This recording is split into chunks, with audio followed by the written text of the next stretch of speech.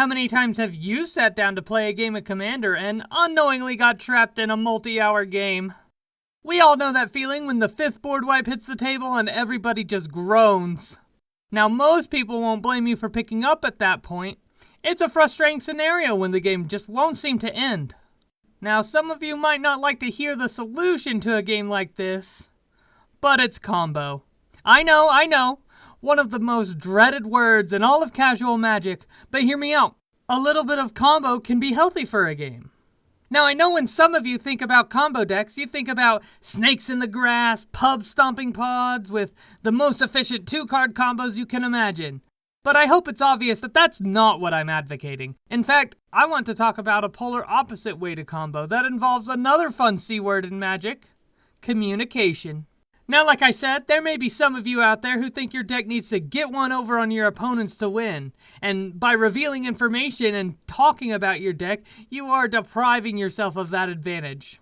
On a technical competitive level, this is true. However, if you're not playing CEDH, then this mindset can be pretty harmful toward casual play. Furthermore, if your deck loses to that knowledge check, then it's possible your deck is much more fragile than you realize.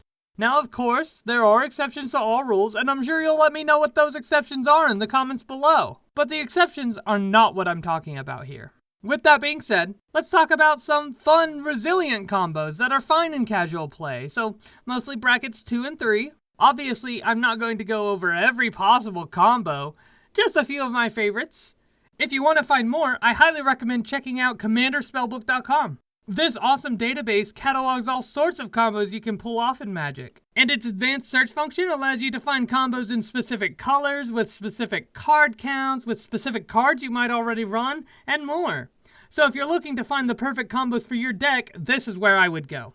Now, surprise, surprise, those resilient combos I mentioned come from a resilient combo deck. So allow me to talk about my Rocco Cabaretti Caterer combo deck very briefly. Rocco is a creature spell for a Naya and X that lets you search for any creature mana value X or less and put it into the battlefield. The premise of the deck is to use Wirewood Symbiote, which Rocco tutors, to put Rocco in my hand over and over to assemble one of several creature-based combos. This deck must have 6 or 7 backup plans. Primarily, it wants to use Tamir Sabertooth, Fanatic of Ronus, and a Haste Enabler to create infinite ETBs of Fanatic to generate infinite damage with an Impact Tremor effect on a creature, such as Agate Instigator. If that fails, I also have 2 fast blink creatures being Felidar Guardian and Restoration Angel, achieving the same infinite ETBs with no need for the haste. If that doesn't work, I have Kiki Jiki and a Village Bellringer combo to make infinite ETBs.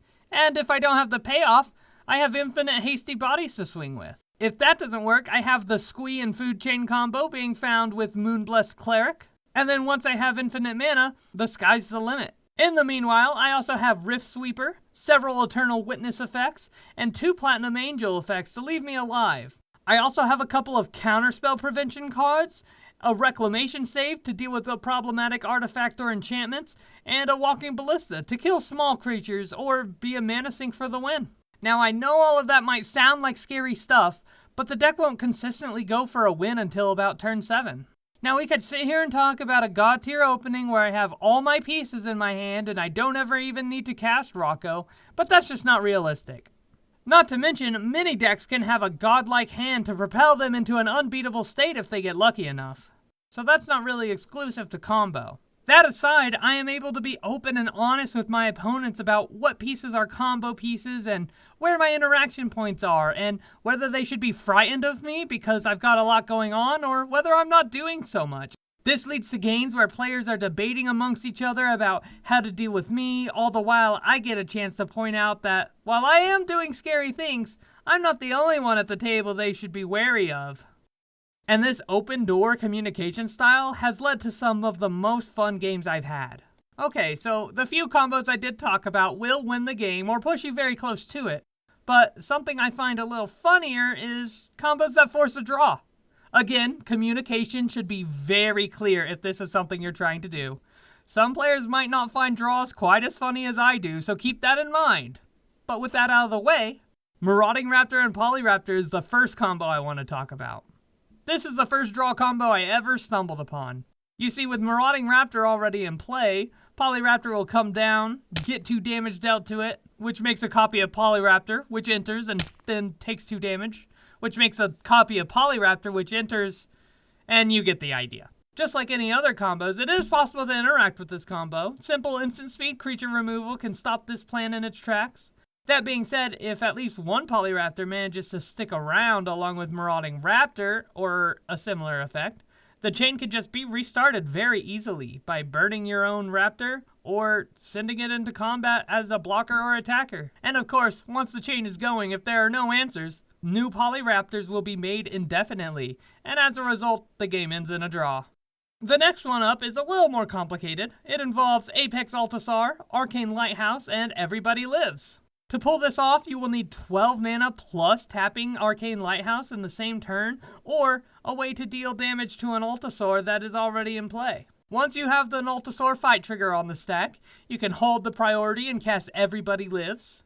Once Everybody Lives resolves, before the fight trigger, use Arcane Lighthouse to take hexproof away from your opponent's creatures. Arcane Lighthouse could also be replaced with Detection Tower or Archetype of Endurance.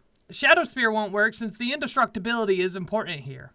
But once this has all fallen into place, Apex Altasar will have no choice but to fight an indestructible creatures over and over, drawing the game because no new actions can be taken. This is admittedly easier if your opponent just has an indestructible creature and you make Apex Altasar indestructible. But the way I presented it doesn't gamble on what your opponents may or may not have. Next up, we have Pariah and Stuffy Doll, which is much less convoluted. Simply name yourself when you play Stuffy Doll, put a Pariah or Pariah Shield on it, and tap it. Now, Stuffy Doll will deal 1 damage to itself, which does 1 damage to you, which gets sent back to it because of Pariah, and so when the Stuffy Doll takes that damage will go to you, but it'll actually go to Stuffy Doll because of Pariah, and then when Stuffy Doll takes that damage, it'll go to you, but actually to, okay, you kind of get the idea. My favorite part about this combo is you can let it just sit on the board like a ticking time bomb, waiting for the moment that somebody does something a little bit too bombastic to tap that Stuffy Doll. That being said, if you sit for too long, people can hold up removal to interrupt the combo, so there's a little bit of give and take there. A Johnny's Chosen with Enchanted Evening is next. Even simpler still, these two can be played in either order. Once they both enter, a token will be made by a Johnny's Chosen, and that token will be an enchantment due to Enchanted Evening, which will make a token, and so on. I'm not going to sit here and say this one over and over. You get the idea. If uninterrupted, this will again draw the game, since the actions will never end on their own. Finally, an honorable mention to Divine Intervention. Ooh, I could be a poet and didn't know it. This is just 1 card and not a combo by itself, but it will still draw games. That being said, it can combine with any card that can remove counters from permanents, which are few, but they do exist, such as Aether Snap or Owaka, Traveling Merchant. With this newfound knowledge, I hope you take some cards or ideology from this video and implement them into your future games. And don't forget to communicate what your deck is trying to do, regardless of whether you choose to run combos or not. But that's just me. If you think combos don't belong in casual Magic, let me know why in the comments below. While you're down there, go ahead and tap that subscribe button. It's on your way anyway and costs you nothing. Oh, and as always, have a good one.